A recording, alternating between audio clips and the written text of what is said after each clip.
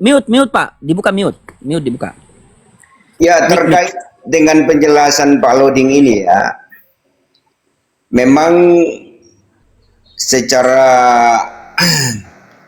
literatur Alkitab memang ini tentunya kita harus mengkaji secara mendalam ya. Karena memang ini bagian yang terpenting untuk kita memberikan penjelasan secara baik sesuai dengan penaksiran Alkitab. Tidak sembarang kita main menaksirkan dalam konsep pemikiran. Memang dalam iman Kristen ini memang secara prinsipnya memang bahwa kepercayaan kita ini tentunya berbeda dengan kepercayaan yang lain. Hal-hal yang tidak kelihatan kita imani dan wujud itu bisa kita dapatkan di Alkitab, kebenaran. Kebenaran itu adalah tujuan atau langkah kehidupan menuju hidup yang kekal.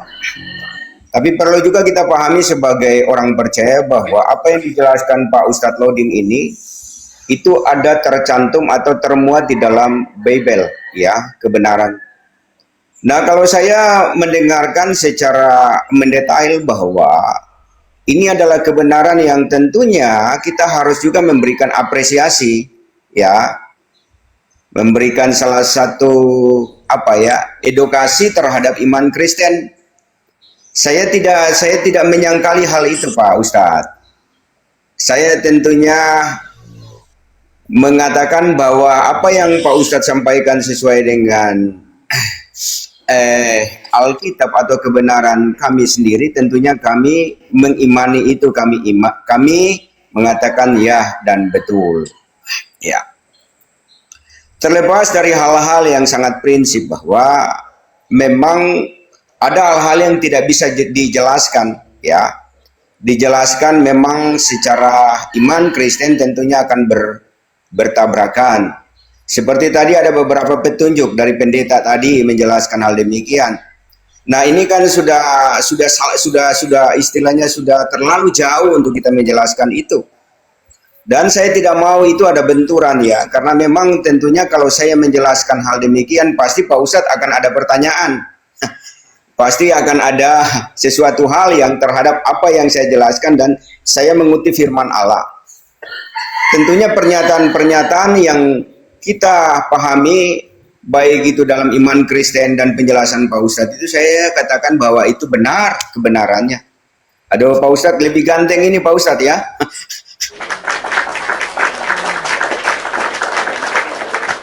Ya. Iya, silakan. Luar biasa, silakan. Saya terkesan juga dengan Pak Ustadz ketemu dengan Pak Pendeta Budi Asali ya.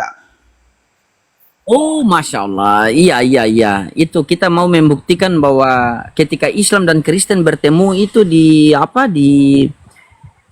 offline itu tidak sama seperti seakan-akan kita di Komal ini mau baku bunuh begitu. Tidak ada seperti itu. Dan saya sangat menghargai. Jadi ketika kita sebenarnya kalau kita berdiskusi begini ini kan saya bilang yang penting kalian, makanya itu terkadang itu mereka mengatakan begini. Tuhan ini maha kuasa atau tidak? Saya bilang maha kuasa. Bisa kalau Tuhan maha kuasa, kenapa kamu ragukan dia untuk menjadi manusia? Bukan saya ragukan, tapi dalilnya mana? Yang kita tuntut dalil, bukan ragu atas kekuasaan Tuhan, tidak. Tuhan bisa jadi apa saja. Tuhan bisa jadi pohon, bisa jadi air, bisa jadi gunung, bisa jadi batu, bisa. Tetapi ada dua poin yang harus kita kaji di situ. Yang pertama, pantas tidak Tuhan jadi yang bukan Tuhan? Kalau dia pantas, dalilnya mana? Dalil yang kita butuh. Karena agama ini dibangun dengan dalil. Kalau kita berbicara agama tapi tidak berlandaskan dalil, mau dari mana coba? Berarti kita pakai asumsi liar. Contoh saya sama Bapak. Kita berdua ke pasar boleh. Kita berdua ke mall boleh. Bolehkah tidak kita berdua ke pasar dalam keadaan telanjang? Boleh, tapi pantas tidak. Kita berakal pergi ke pasar dalam keadaan telanjang, tidak pantas. Kalau kita manusia yang penuh dengan keterbatasan, ada hal-hal yang tidak pantas, bagaimana Tuhan yang maha tinggi dia menjadi maha rendah? Bagaimana Tuhan yang dalam kekekalan dia menjadi yang bisa dibunuh? Makanya saya mengutip. Contoh Pak, coba ini menurut, terkadang saya itu selalu bukan menguji ya, saya selalu mengetes oten itu, orang-orang oknum-oknum Kristen yang lain ini, di dalam Yohanes 14 nomor 1. Bagaimana paham Anda tentang Yohanes 14 nomor 1? Coba, Yohanes 14 nomor 1 di situ, janganlah gelisah hatimu, percayalah kepada Allah, percaya juga kepadaku. Coba Anda baca. Nah, di situ ada berapa yang harus kita percaya? Coba saya mau dengar penjelasan dari Anda. Nanti Anda dengar penjelasan dari saya. Kalau penjelasan saya salah, silakan Anda luruskan. Ini yang saya suka, Pak. Yohanes 14 nomor 1.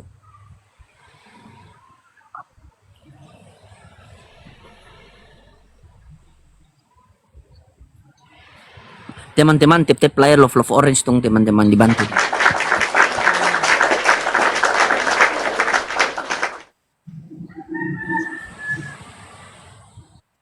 Janganlah gelisah hatimu, percayalah kepada Allah dan percaya juga kepadaku. Nah, di situ ada berapa yang harus kita percaya, Pak? Kalau menurut akal sehat. Ya, jadi saya juga menyampaikan ini dalam arti bahwa pada waktu itu Yesus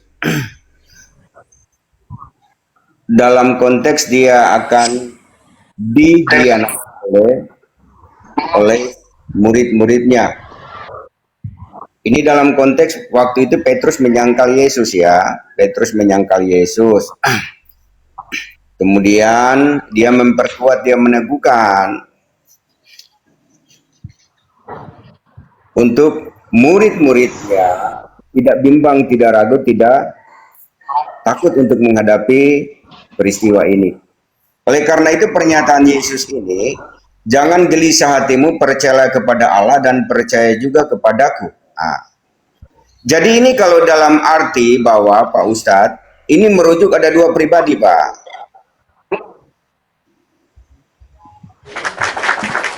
Berarti kayaknya di situ, makanya tadi Pak. Nah, inilah kelebihan Kristen. Padahal ada hal yang mudah. Contohnya begini Pak ya. Ini, kita belajar sama-sama. Pertanyaan saya dalam Yohanes 14:1, janganlah gelisah hatimu, percayalah kepada Allah, percaya juga kepadaku. Kenapa tidak langsung dijawab saja, oh di situ ada dua pribadi. Nah, berarti ketika dia ada dua pribadi ya. Nah, di sini timbul pertanyaan lagi, Pak. Yang mana Tuhan langit dan bumi? Yang mana Tuhan langit dan bumi dari dua pribadi itu? Ya, jadi tentu kita akan masuk lagi terkait dalam tiga pribadi. Apa lah anak dan Allah. Silakan. Jadi Tentu ditambah satu nih. Ya, begini. Ini kan Pak Ustadz kan sudah pernyataan ini kan bukan hanya saya yang menyampaikan. Ini kan sudah merupakan penegasan seluruh hamba-hamba Tuhan yang memahami ada tiga pribadi potensi. Hakikat pribadi yang tidak berubah. Tapi kalau kita menjelaskan itu bahwa tentunya Pak Ustadz juga ada pembelaan dan memang ada Alkitab yang benar-benar tidak kita pahami secara literatur kebenaran, karena kebenaran itu bersifat semuanya terhubung dalam konteks penciptaan sampai penebusan sampai peneguhan atau pendampingan karya Roh Kudus dalam kehidupan orang Kristen ya, orang percaya. Makanya kalau kita merujuk pada dasar itu bahwa kita juga akan memberikan penjelasan terhadap firman Tuhan yang tentunya mengarah pada satu pribadi, karena dalam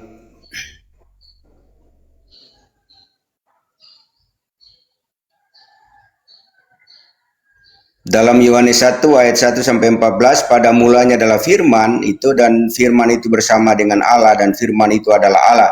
dan firman itu telah menjadi manusia. Dan kemudian dalam Yohanes 8 ayat 58, sebelum Abraham ada, aku ada. Maka nama khusus, yaitu Yahweh dalam kitab Keluaran 3 ayat 14. Kemudian dalam Yohanes 10 ayat 30 berkata, aku dan Bapa kita adalah satu hakikat, ya, satu kuasa dan satu sifat. Dan Yohanes 14 ayat 9 Pak berkata, barang siapa telah melihat aku, ia telah melihat Bapa. Dia adalah gambaran sempurna Allah yang kelihatan. Ya. Jadi Yesus dan Bapa ini adalah satu kesatuan, satu hakikat yang tidak terpisahkan. Oleh karena itu kalau merujuk pada pernyataan ini, Pak, ini pada waktu pernyataan Yesus itu pada waktu dia di bumi. Dan memang seharusnya penyembahan itu, penghormatan atau dedikasi itu harus tertuju kepada Allah Bapa di sorga. Itu. Mungkin hanya ini Pak Loding yang saya sampaikan. Kalau saya menyampaikan secara sistematis nanti akan banyak pertanyaan-pertanyaan Pak Loding. Ya, jadi kita... Ya baik, begini Pak ya. Siap.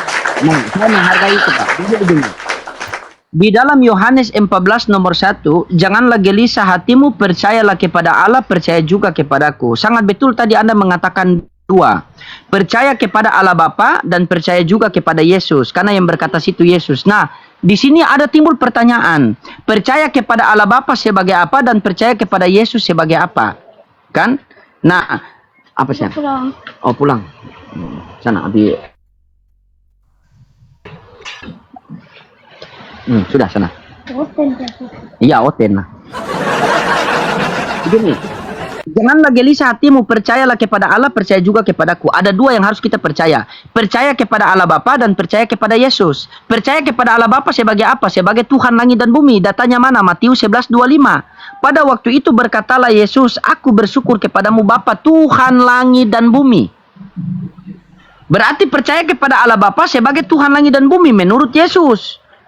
Nah, sekarang yang kedua, percaya kepadaku. Ku itu siapa? Yesus. Nah, percaya kepadaku, percaya kepada Yesus sebagai apa? Sebagai utusan Tuhan langit bumi. Dalilnya mana? Yohanes 11:42.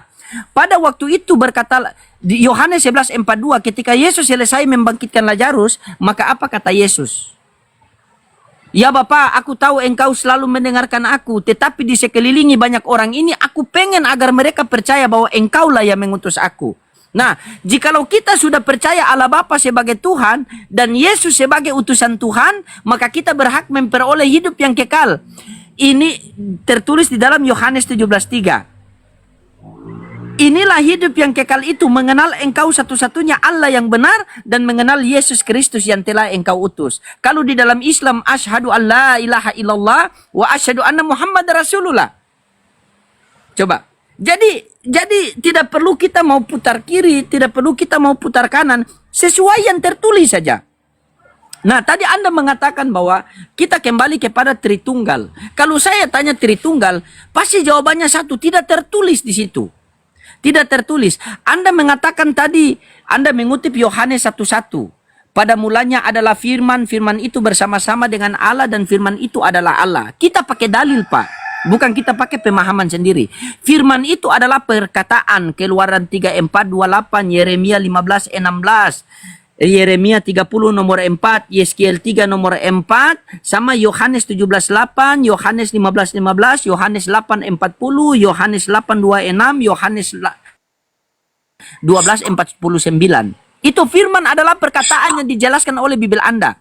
Makanya perkataan ini tidak mungkin menjelma. Tidak mungkin, karena perkataan tidak bisa berubah, maka diberikan kepada utusan Tuhan. Makanya ketika firman diberikan kepada Musa, dia jadi Taurat. Firman diberikan kepada Daud, maka dia jadi Zabur. Firman diberikan kepada Isa, maka dia menjadi Injil. Firman ketika diberikan kepada Nabi Muhammad, maka dia menjadi Al-Quran. Baru mereka menyampaikan kepada kita. Makanya ada ayat di dalam Bibel Anda itu Yohanes 17:8. Sebab segala firman yang engkau sampaikan kepadaku telah aku sampaikan kepada mereka. dan mereka telah menerimanya, dan mereka benar-benar tahu bahwa aku datang daripadamu, dan mereka percaya bahwa engkaulah yang telah mengutus aku.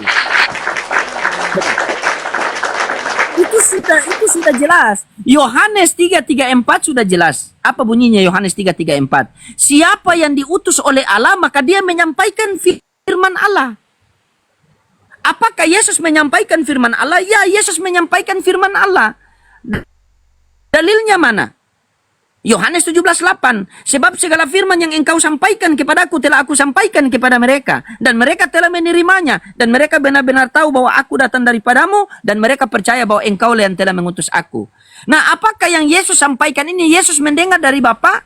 Ya, Yesus mendengar dari Bapaknya. Dalilnya mana? Yohanes 15:15. Aku tidak menyebut kamu lagi hamba, sebab hamba tidak tahu apa yang diperbuat oleh tuannya, tetapi aku menyebut kamu sahabat, karena aku telah memberitahukan kepadamu segala sesuatu yang kudengar dari Bapakku.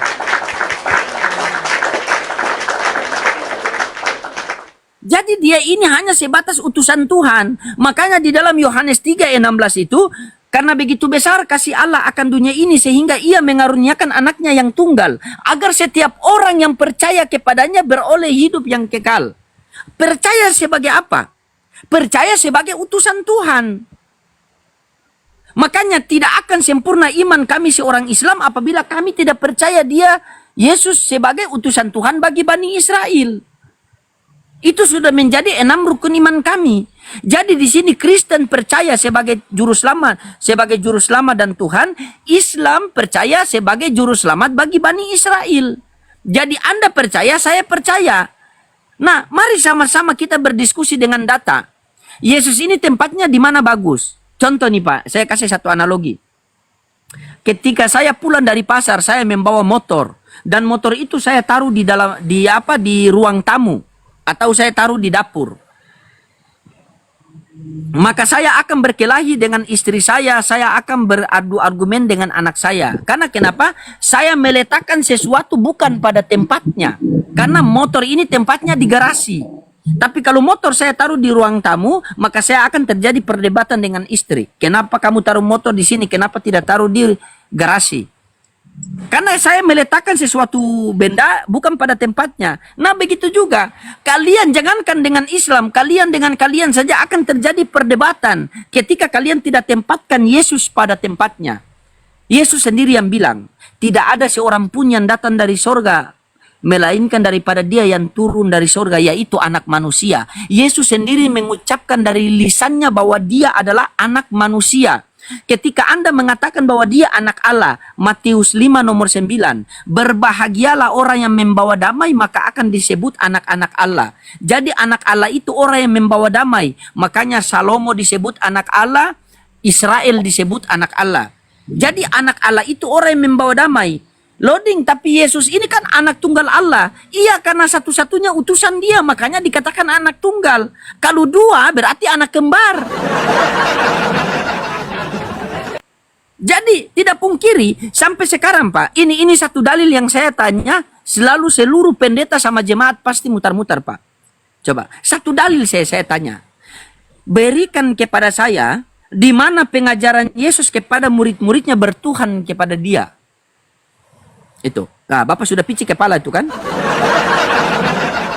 Anak saya sampai datang tadi ini. Abi ini oten saja diurus. Silakan Pak. Siap, silakan. Iya. Alhamdulillah. Kemudian sangat menguasai ya kebenaran kekristenan.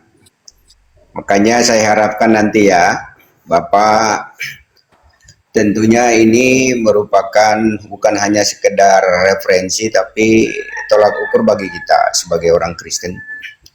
Oleh karena itu kita diajak tapi saya sudah bisa jadi pendeta tidak Pak? Ya? Saya sudah bisa jadi pendeta tidak? Saya Bapak sudah bisa ini jadi pendeta tidak? nanti saya angkat jadi ketua wilayah Pak di Sulawesi Tengah untuk Ada Fortuner? untuk perwakilan sinode. Ada Fortuner ada. Fortuner warna putih, kalau tidak ada warna putih warna hitam saja. Ya, kalau saya di Manado di Wonasa. Saya di Wonas. Manado di Wonasa. Oh, Bapak di Manado di Wonasa. Wonasa Tanjung. Dekat Argentina. Ah. Ya, kemarin saya ke Manado 2 hari di Manado. Berapa? 3 hari di Manado. Begitu. Bapak mau kalau Bapak mau offline sama saya, karena kemarin saya di Manado, saya ada dapat insiden yang kurang menyenangkan. Bagaimana kalau kita berdua kita diskusi secara offline terbuka, kita sambil ngopi di Gorontalo, mau tidak Pak?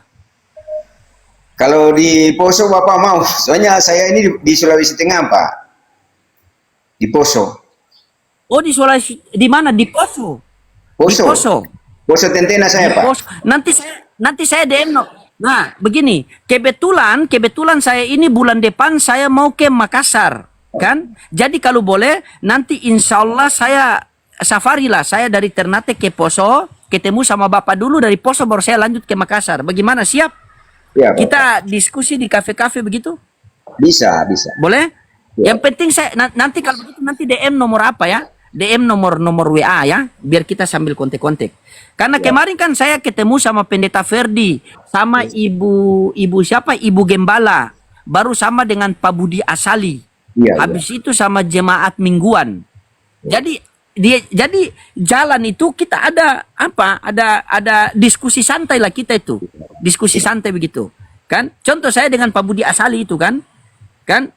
Begitu. Ketika mereka undang saya di gereja mereka, saya datangi di gereja mereka.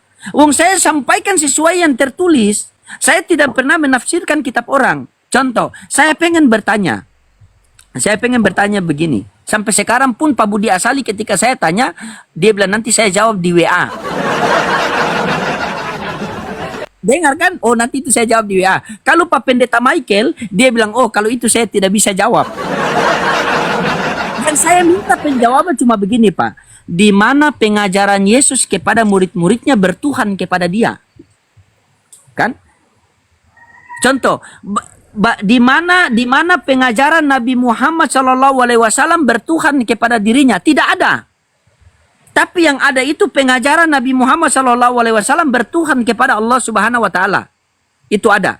Nah, sekarang di mana pengajaran Yesus bertuhan kepada Allah Bapa? Ada dalilnya, saya tahu. Lukas 4 nomor 8, Markus 12:29.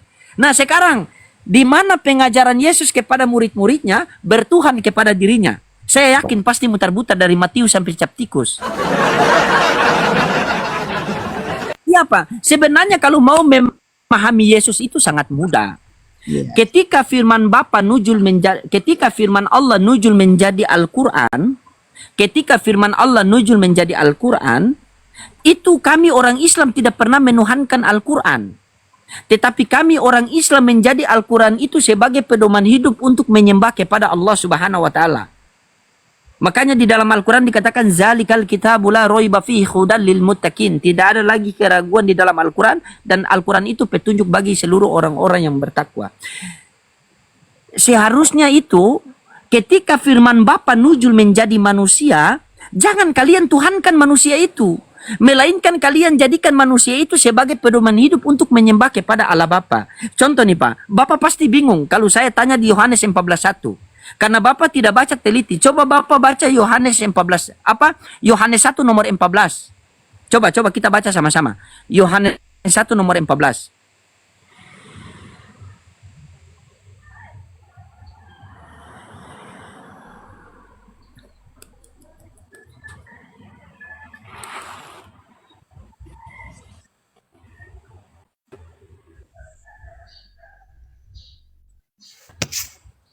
Nanti Bapak musyawarah ya kalau ada Fortuner.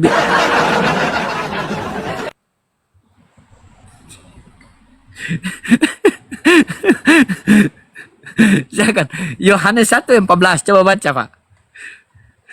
Oh, saya kalau jadi pendeta jemaat paling banyak saya itu pendeta viral nanti itu.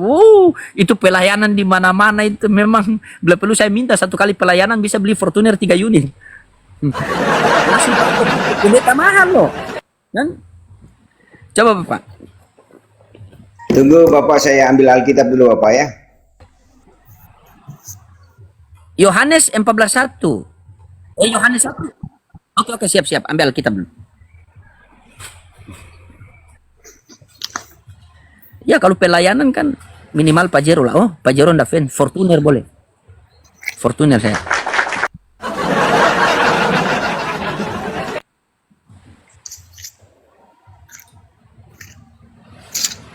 Yohanes 1:14. Coba Bapak baca baik-baik di situ. Ada kejanggalan sedikit di situ yang tidak pernah seorang pendeta mau teliti itu, Pak. Karena dari Yohanes. tadi kan setiap pendeta kalau berbicara tentang Yesus pasti berbicara masalah hakikat. Ya, Firman itu telah menjadi manusia dan diam di antara kita, dan kita telah melihat kemuliaannya, yaitu kemuliaan yang diberikan kepadanya sebagai anak tunggal Bapa, penuh kasih karunia dan kebenaran. oke. Oke, coba Anda perhatikan di situ ada kejanggalannya. Anda perhatikan baik-baik ya. Firman itu telah menjadi manusia dan diam di antara kita, dan kita telah melihat kemuliaannya, kemuliaan yang diberikan kepadanya. Berarti di situ ada yang memberi, ada yang menerima. Benar tidak, Pak? Ya, benar-benar. Nah, yang memberi siapa? Allah Bapa, Yang menerima siapa? Yesus.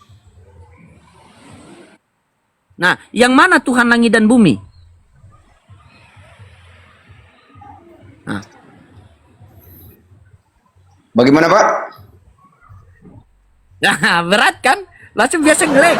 Nah, firman itu telah menjadi manusia dan diam di antara kita, dan kita telah melihat kemuliaannya, kemuliaan yang diberikan kepadanya sebagai anak tunggal Bapa penuh kasih karunia dan kebenaran. Yang memberi siapa? Ya, Allah Bapa,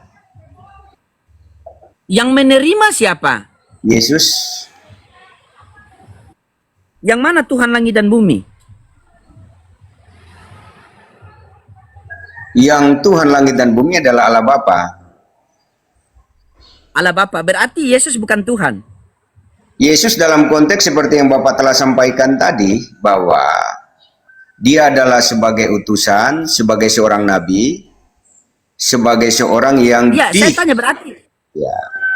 Karena Tuhan tidak berubah, Pak. Tuhan tidak berubah. Ya. Tuhan tidak mungkin berubah-berubah. Ya, kalau berubah-berubah itu bukan Tuhan, itu siluman. Allah Bapa adalah Tuhan langit dan bumi. Yesus Tuhan atau bukan Tuhan? Ya, pernyataan dari Yesus ini kalau kita juga memberikan penegasan dalam Yohanes 16 ayat 4 itu juga, Pak, akulah jalan kebenaran dan hidup, pernyataan Yesus. Ya, yang saya tidak tanya dia jalan. Allah Bapa adalah Tuhan langit dan bumi. Yesus Tuhan atau bukan Tuhan? Ya, Karena Anda sudah akui di situ ada tadi, ada yang memberi, ada yang menerima. Yang Ya. memberi adalah Allah Bapa Tuhan langit dan bumi. Yang menerima adalah Yesus. Nah, Yesus ini Tuhan atau bukan Tuhan? ya, ini kan dalam konteks ketika Yesus pada saat itu ada di dunia, Pak. Di dunia memberitakan firman Allah. Maka dia Saya tahu. Makanya saya tanya, dia Tuhan atau bukan Tuhan? kalau Yesus, ya, jadi nanti akan ada pertanyaannya Bapak selanjutnya ini. Yang jelas pasti. Tidak, Karena- saya tanya itu. Yesus Tuhan atau bukan Tuhan? Yang jelas itu, Pak, seluruh pendeta-pendeta atau hamba Tuhan atau seorang pelayan Tuhan pasti akan berkata bahwa Yesus adalah Tuhan. Oke, berarti di sini konsekuensi yang diterima ada berapa Tuhan? Karena ada yang memberi, ada yang menerima. Kalau Anda berbicara masalah hakikat, di dalam Islam, al-hakikat itu bila syariat batilan, hakikat tanpa syariat batil. Apa itu hakikat? Hakikat adalah kenyataan yang sebenarnya. Nah, di dalam Yohanes 1:14 ada dua hakikat di situ. Hakikat yang tidak terlihat yaitu Allah Bapa, dan hakikat manusia yaitu daging dan terlihat. Ada dua hakikat di situ. Coba Anda perhatikan di situ, Pak. Tadi Anda mengutip, akulah jalan dan kebenaran hidup. Tidak ada seorang pun yang sampai kepada Bapa. Sudah tahu Yesus jalan. Seluruh para nabi adalah jalan. Seluruh para nabi adalah jalan. Seandainya saya sama Bapa hidup di zaman Musa, maka kita berdua tidak ada jalan lain yang bisa sampai kepada Bapa kalau tidak mengikuti Musa. Karena Musa adalah jalan dan keselamatan hidup. Perhatikan Pak ya. Coba. Seluruh para nabi adalah jalan dan keselamatan hidup. Tidak akan sampai kita kepada Tuhan tanpa melalui para nabi. Seandainya Pak, perhatikan Pak. Seandainya kita berdua hidup di zaman Musa, maka satu-satunya jalan dan keselamatan hidup harus kita mengikuti Nabi Musa. Karena Musa adalah jalan dan keselamatan hidup pada masanya, pada umatnya, pada zamannya. Ketika Musa kembali kepada Tuhan, diutus lagi Yesus di tengah-tengah Bani Israel. Seandainya kita berdua hidup di zaman Yesus, maka satu-satunya jalan dan keselamatan hidup kita harus mengikuti Yesus. Karena Yesus adalah jalan dan keselamatan hidup pada masanya, pada umatnya, pada zamannya. Nah, ketika Yesus terangkat ke langit, diutus lagi Nabi Muhammad SAW. Nah, sekarang kita hidup di zaman akhir ini, satu-satunya jalan dan keselamatan hidup harus mengikuti Nabi Muhammad. Nah, makanya Yesus mengatakan dalam Yohanes 14 nomor 6, Akulah jalan dan kebenaran hidup. Tidak ada seorang pun yang sampai kepada Bapa tanpa melalui aku. Di Islam ada. Qul hadihi sabili adu'u ilallah ala basiratin ana wa man ittaba'ani wa subhanallahi wa ma ana minal musyrikin. Katakanlah Nabi Muhammad, inilah jalanku, jalan yang mengajak orang taat kepadaku dengan basiro petunjuk yang nyata yang ada dalam Al-Quran. Makanya para nabi mereka mengajak manusia taat kepada satu Tuhan. Makanya di dalam Al-Quran itu dikatakan waman asanu qala mimman da'a ilallah wa amila sholihan wa qala innani minal muslimin. Tidak ada perkataan yang lebih baik daripada perkataan mengajak orang taat kepada Allah. Apakah di dalam Bible ada? Ada. Lukas 4 nomor 8. Sebab ada tertulis engkau harus menyembah Tuhan Allahmu dan hanya kepada Dialah saja engkau berbakti.